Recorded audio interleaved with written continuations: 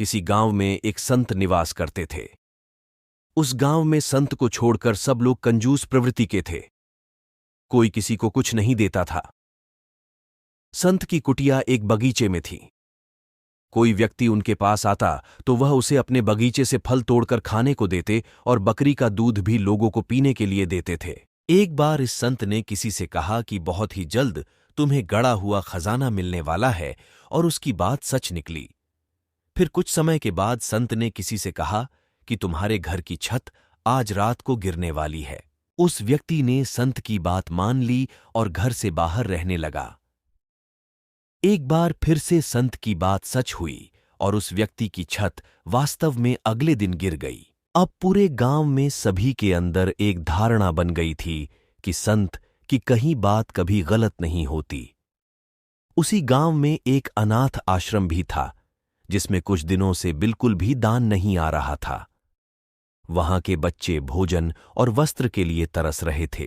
ऐसी स्थिति में उस अनाथ आश्रम के अध्यक्ष इस संत के पास पहुंचे और उनसे विनती की और कहा, है संत महात्मन, आपने आज तक जो भी कहा है वह सत्य ही हुआ है। मैं आपसे एक झूठ बोलने की प्रार्थना करता हूं।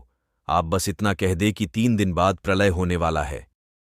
संत ने कहा, मेरे बोलने से कुछ नहीं होने वाला, झूठ तो झूठ ही रहेगा। इस पर व्यक्ति बोला, मैं जानता हूं, परंतु आपके एक झूठ से अनाथालय के बहुत सारे बच्चों को जिंदगी मिल सकती है। संत बोले, मेरे झूठ बोलने से बच्चों का क्या संबंध? संत ने यह भी कहा कि पर अगर तुम्हें लगता है कि मेरे झूठ बोलने से बच्चों को भोजन मिल सकता है तो मुझे सहर्ष स्वीकार है। दूसरे दिन संत ने किसी से कहा कि 3 दिनों में प्रलय होने वाला है।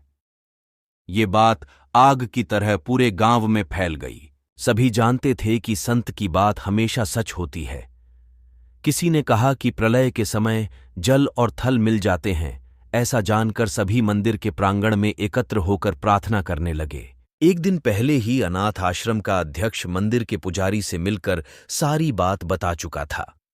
मंदिर के पुजारी ने घोषणा की कि सबको अगर समाप्त ही होना है तो क्यों न दान पुण्य कर ही मरे।